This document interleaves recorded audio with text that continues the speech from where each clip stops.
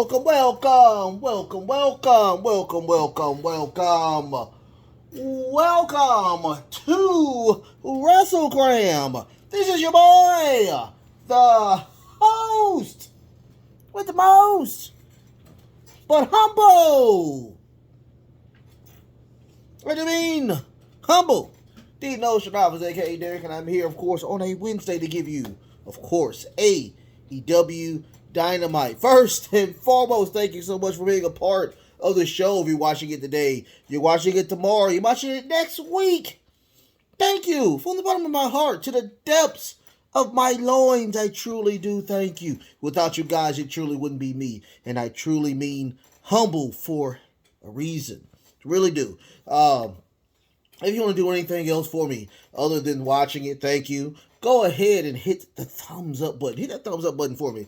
If you want to do anything else, well, we're on the road to monetization. We are getting slowly, but we will get there. I promise you we will. Go ahead and hit the sub button. Hit the sub button. If you haven't hit the sub button, go ahead and hit the sub button. Go talk to other people. Have fun or whatnot. Talk about the awesomeness that I do here. If you want to do anything else than just those things, I'm not asking for a dime, not asking for a red cent or a credit card number. Go ahead, hit the notification bell. I do seven core shows each and every week. Now, let's talk about, of course, AEW today. And when I tell you it was a really good show, a really, really good show. I enjoyed it a lot this go around. It was fun. We got a great main event, a great story that built it from so far away to now, and we finally get a really good ending to what happened. Of course, let's talk. Yeah, it's still October. I still will be wearing pink every blue moon. I'll sprinkle pink around. For breast cancer awareness month, I do wear pink. Real men wear pink on October. So, first and foremost, we got Renee's back. Yeah, all right. Yeah, we get Renee. She's back. She opens the show with Christian Cage, and he talks about, of course, he guarantees a win today. And that's kind of what it was. He introduced his right-hand man, Luchasaurus. And this was not a jobbers match this go-around. It was actually a match. Because he had to face his ex-best friend, Jungle Boy. And now his name is Jungle Boy, which is really weird. Jungle Boy Jack Perry now.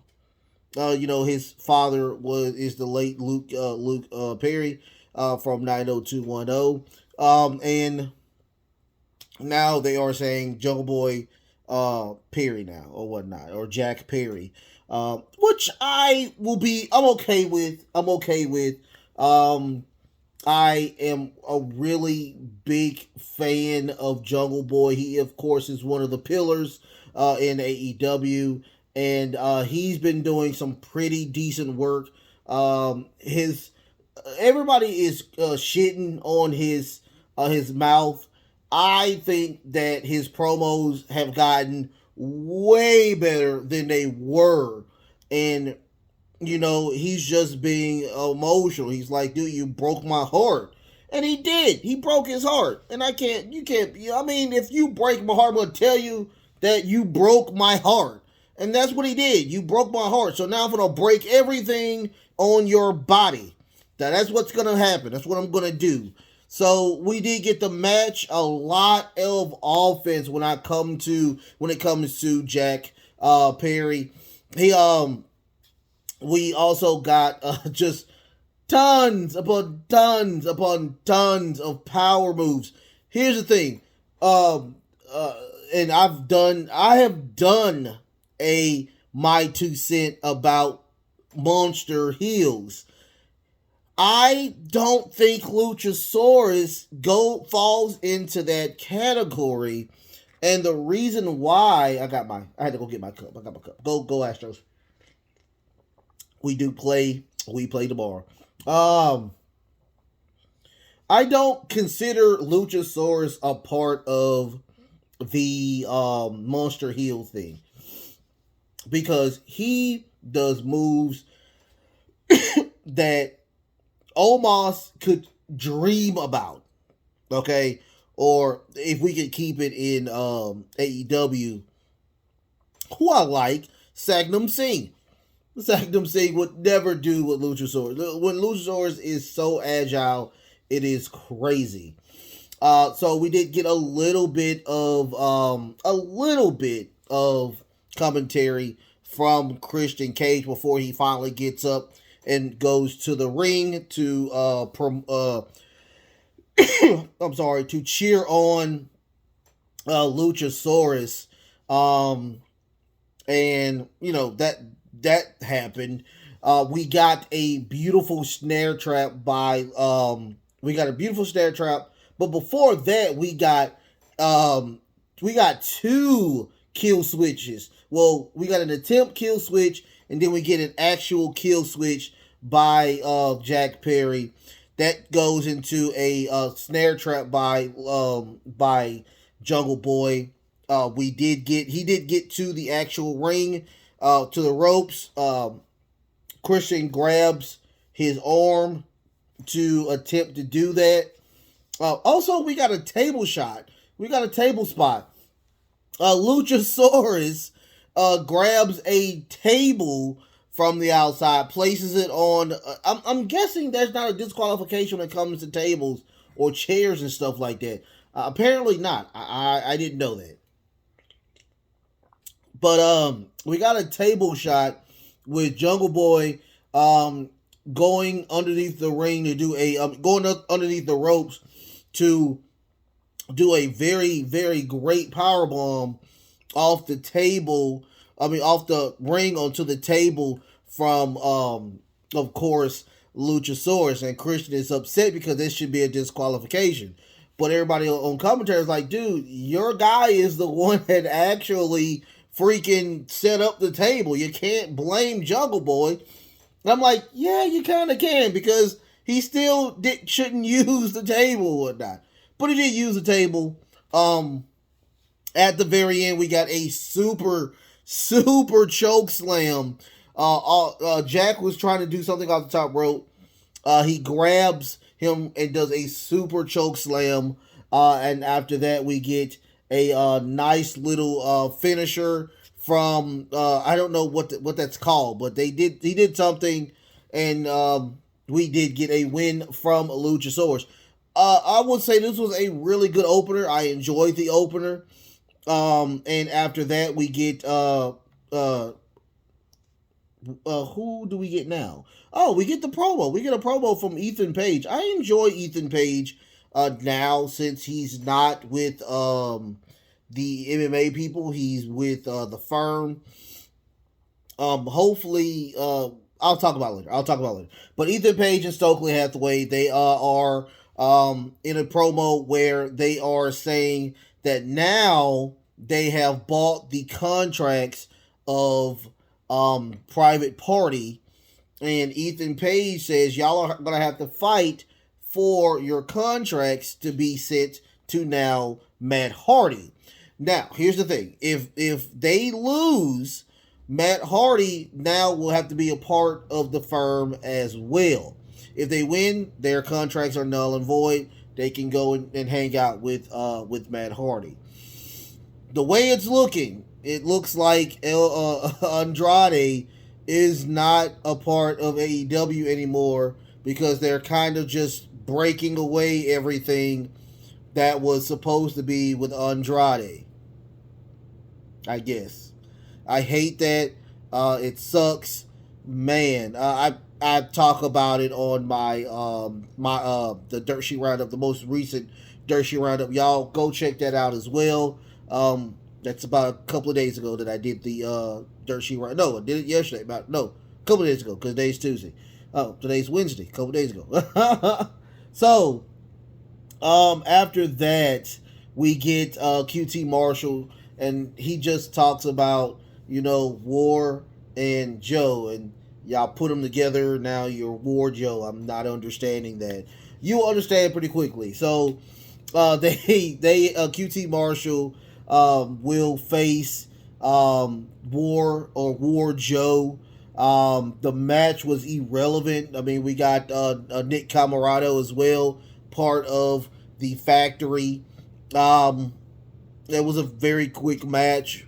Of course, War Joe won. At the end, we were going to get a powerbomb symphony on QT Marshall, but he only got one powerbomb. Out comes the embassy, and they are talking about that they are the ones who messed up their match with that was on Rampage against FTR. They were supposed to win that, but with you guys, you messed us up. And matter of fact, we keep talking about FTR. Where's FTR? So FTR comes out. No, what not?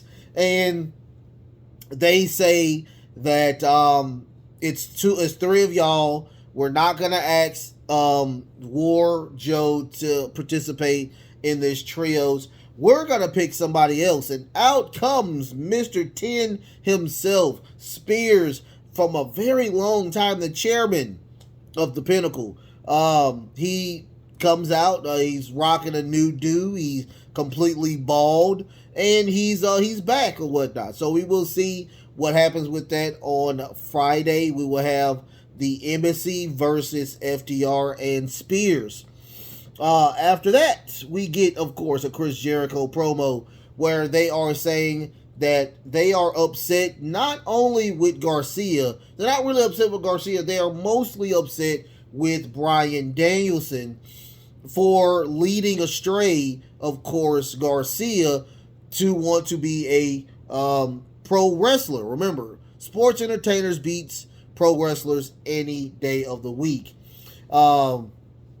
Cool Hand Ange and Daddy Magic are still truly upset. They are the dads of Daniel Garcia, and Chris Jericho is, of course, the big brother of Garcia, and they're still wanting Garcia to come back.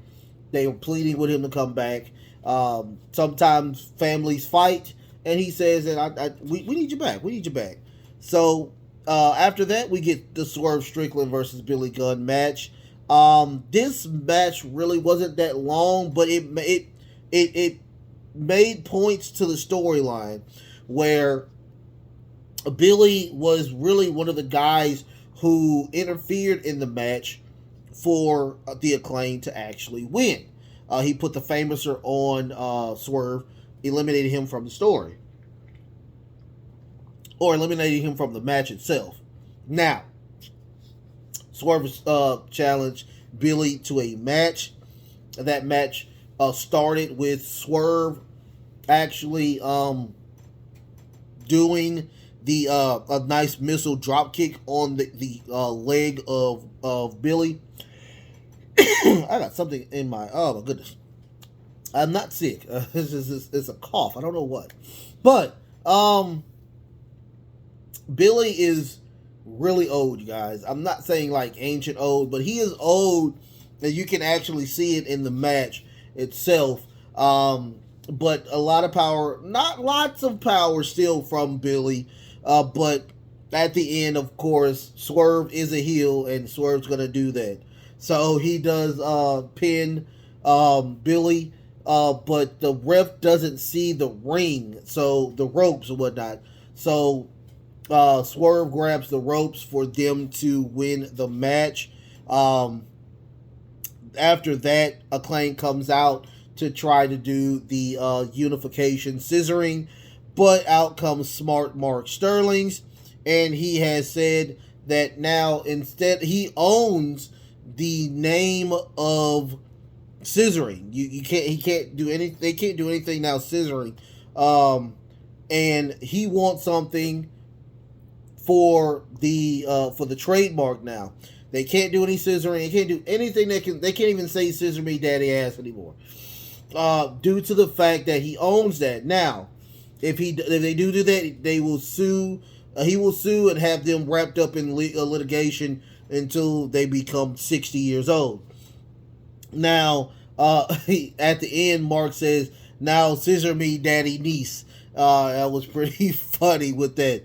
So they can no longer do the scissoring. We will see what happens with that. I'm guessing they're going to want a title shot with Josh Woods and Tony Nese. We'll see about that. After that, we get, of course, the promo with MJF, and out comes Stokely Hathaway. He's saying, dude, you have like what are you doing? Like I didn't ask for that last week, and now you're interrupting me. Those are 2 strikes now. The first strike was with Lee Moriarty. This strike, of course, is you jumping into my promo. I need you when I need you, but right now I really don't need you. You're really ruining a lot of what I'm trying to do. But he did tell that William Regal is the Mary Poppins. Villainy. You have the villainy of Mary Poppins. And he also says, just like what Jon Moxley is about to say in this promo, it's hard to be the world champion. And he says, how do you think I sleep at night and wake up? I mean, it's a rough decision for me trying to do what I got to do and be the villain. But you have to have some type of niche or some type of villainry to actually become a world champion. And I will do whatever it takes to be the world champion, and by any means necessary. He also says that I still have the chip.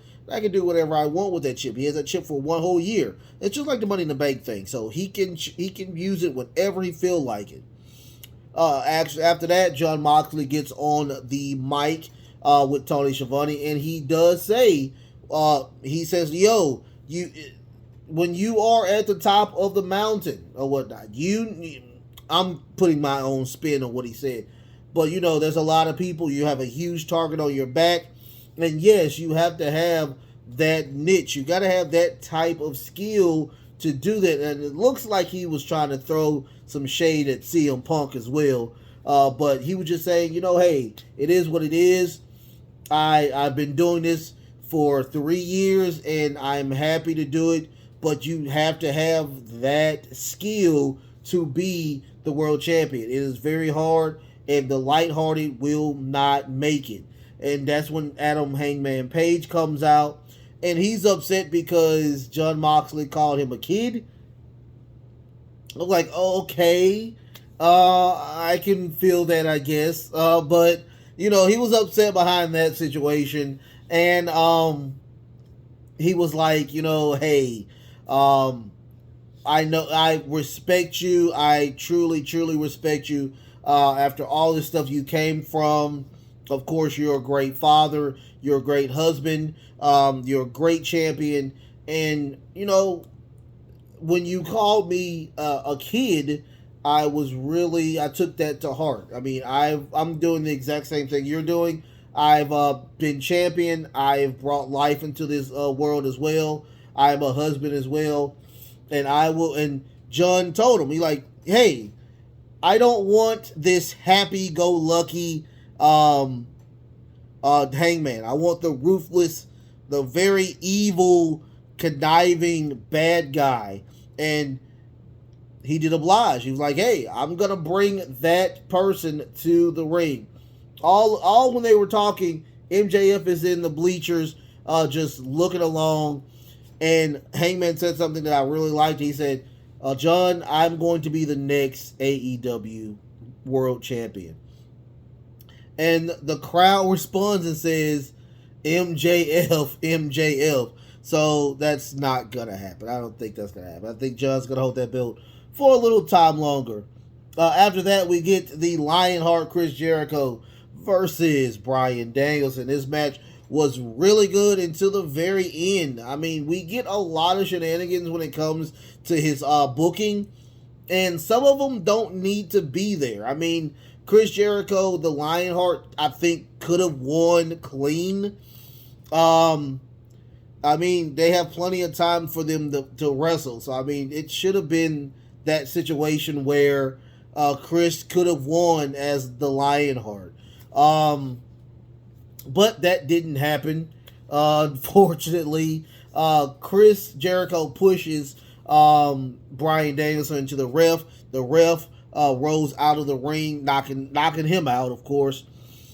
Chris gets to Daddy Magic grabs the world title, throws it into the ring for Chris Jericho to attack Bryan Danielson. Out comes Daniel Garcia. Daniel Garcia comes out to intercept that, grabs the belt, and believe it or not, swerves everybody and hits Bryan Danielson with the world title, knocking him out. Chris pinning to retain the title. They give each other hugs. Daniel Garcia is not looking happy, but he did do what he had to do. Out comes Claudio Castagnoli, William Regal, and Willa Yuta to get Bryan Danielson. They do scatter and leave the ring, and that was it. I mean, Chris Jericho is still your Ring of Honor champion, and he is the Ocho. So after that, we get Nyla Rose. Nyla Rose and the Vicious Vixens. I guess that's what the group is called. And Nyla says a possession is 9/10 of the law. So quite frankly, I am the champion since I have the belt. So Anna Jay comes out and says, if you are the champion, go ahead and put that belt on the line or whatnot for Rampage. So they will have a match. Of course, we will see. I love Anna Jay. So we will see that match between her and Nyla Rose. Hopefully, we get Jade Cargill somewhere in the vicinity. I can't wait. I love Nyla Rose. She has a joke. She has a insult for any day of the week. I miss Nyla. We haven't seen her in a while, so I'm happy to see her back on regular NXT. That was an NXT AEW. But after that, we get the tag match between Jamie Hayter, Britt Baker, Sheeta, and Toni Storm. This match was okay. It wasn't bad. We didn't get Paige or Saraya. We didn't see Saraya just go around. I hate that we didn't. I mean, I want to keep building toward where we have some type of confirmation that she is clear to wrestle. I've been reading a lot of articles saying that a lot of people have cleared her to wrestle, but we haven't seen it from everybody else. So I can't wait to see that. I want to see that, but right now we haven't heard it from reliable sources. So the thing, and I will talk about it tomorrow because my 2 cents is going to be clearly about the women's division and how it needs to be fixed. But this tag match was fine. It was fine. The only thing I didn't like about it is that Toni Storm did not get a lot of offense in. Also, she didn't get a lot of TV time. It was mostly about Sheeta and Britt Baker. And the hottest female right now isn't even the TBS champion. It's Jamie Hayter. So, but we got a lot of those two. We get an attempt lockjaw on Sheeta. Sheeta flips out of it with a pin.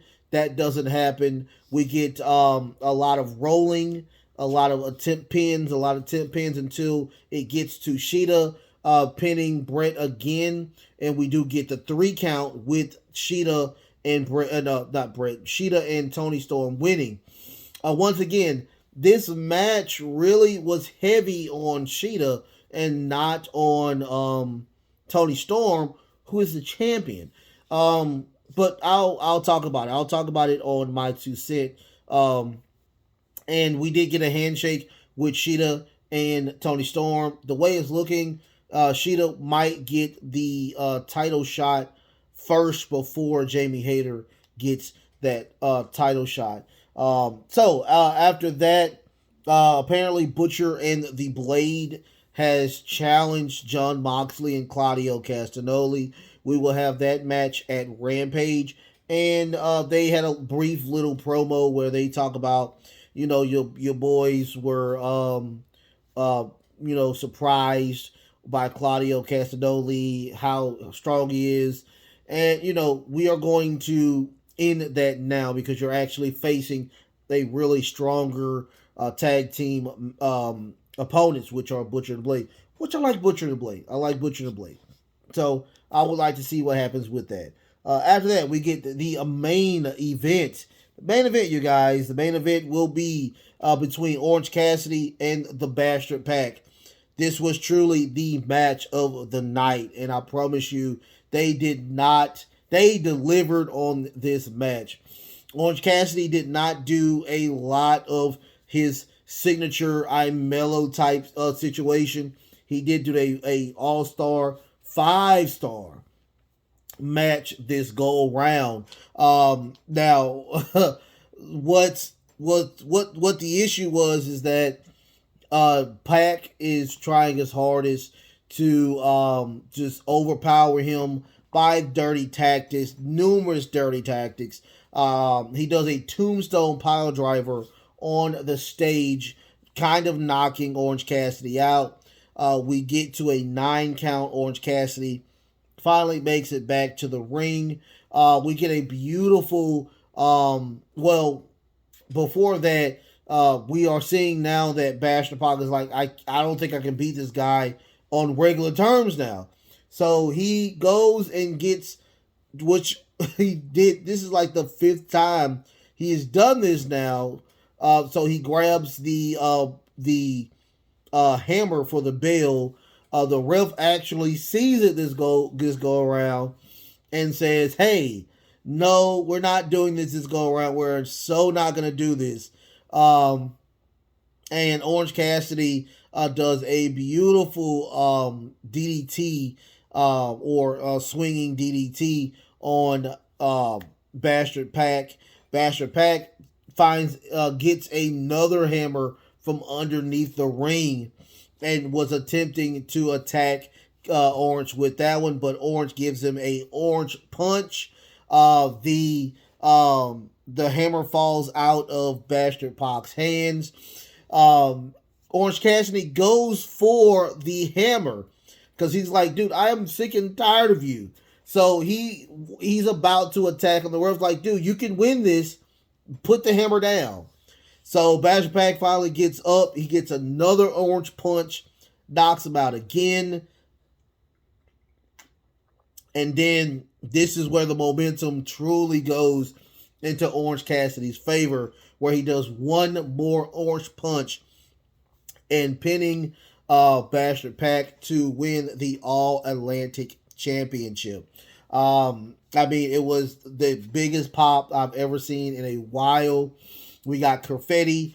We got the best friends. We got the best friends come out. They do the hug, and we fade to. Let me take that back. The first time that he grabs the hammer, we get, of course, Danhausen.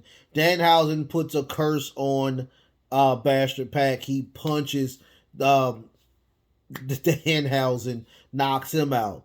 I just wanted to show that as well. But, the shenanigans were crazy, but we did still get a clean type victory from, of course, Orange Cassidy, which I am very happy. He is the All-Atlantic Champion. He is, that's his first title in AEW as well. So, congratulations to Orange Cassidy. He's right there. Orange Cassidy. He's in the gold right there. And, of course, Hangman. Hangman as well.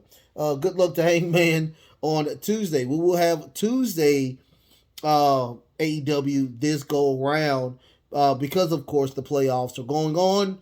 And I can't wait to see the playoffs as well. So we will have 2 shows on Tuesday, next Tuesday, where it will be, of course, NXT and AEW Dynamite. I love y'all so much. I will see y'all tomorrow for my 2 cents. where I will kind of give you the list of how you can fix the women's division, hands down. No, what not. Like, share, and subscribe. Send it to people you like, to people you don't like. Send it to everybody that I think you will like. Oh, wait, how about that? Because I don't want you to be upset when people cuss you out. So, send it to people you like. I love y'all so much. The best is truly yet to come. And until next time, love, peace, and of course, I'm fading away. Wrestling.